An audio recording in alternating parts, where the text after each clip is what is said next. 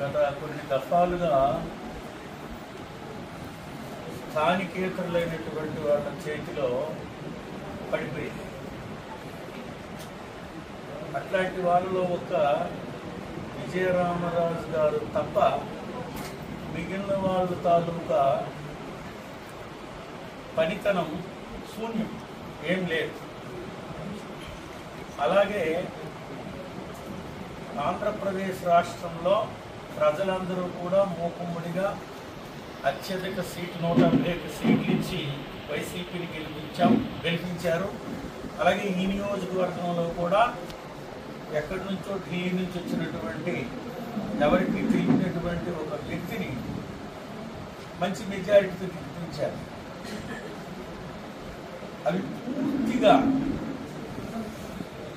ప్రజలందరికీ నిరాశలోకి తోసేసి ఏ ప్రజానాయకుడు ఇంత హీనంగా ఉండకూడదు అనేటువంటి పరిస్థితిని వాళ్ళ నియోజకవర్గంలో కలిగించారు. ఒక రాజకీయ నాయకుడు, ఒక శాసనసభ్యుడు లేదా శాసనసభ్యత్వం తీసుకున్న వ్యక్తులు ప్రజలకు దూరంగా, ప్రజలకు అంత హీనంగా, కార్యకర్తలను అంత హీనంగా చూసే పరిస్థితి ఏ నియోజకవర్గానికి రాకూడదనేటువంటి పరిస్థితి ఇవాళ పాల్పడిన నియోజకవర్గంలో ఉంది. మరి మేమందరం కూడా గతంలో వైసీపీ జెండా మోసి గెలిపించినటువంటి వ్యక్తులమే.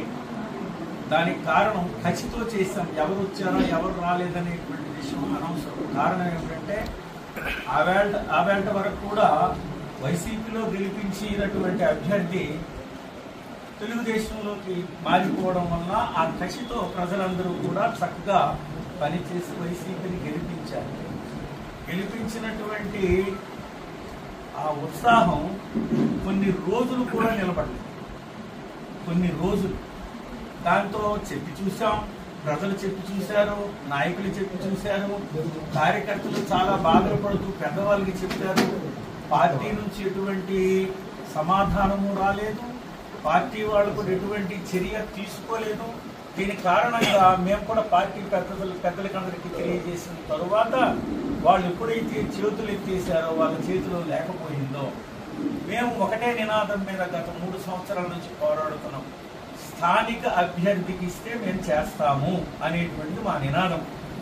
ఇప్పుడు తెలుగుదేశం పార్టీ స్థానిక అభ్యర్థి, సామాన్య కుటుంబం నుంచి వచ్చినటువంటి వ్యక్తి, ప్రజల కష్ట సుఖాలు తెలిసినటువంటి వ్యక్తి, ప్రజల కష్ట సుఖాలు భాగస్వామ్యమై ఎవరికి కష్టం వచ్చినా సరే నేనున్నానంటూ ముందు నడిచి వాళ్ళకి గొప్ప సహాయం అందిస్తున్నటువంటి వ్యక్తి మామిడి గోవిందరావు గారు ఈవేళ తెలుగుదేశం పార్టీ అభ్యర్థిగా, అలాగే మిగిలిన పార్టీలందరూ జనసేన, భారత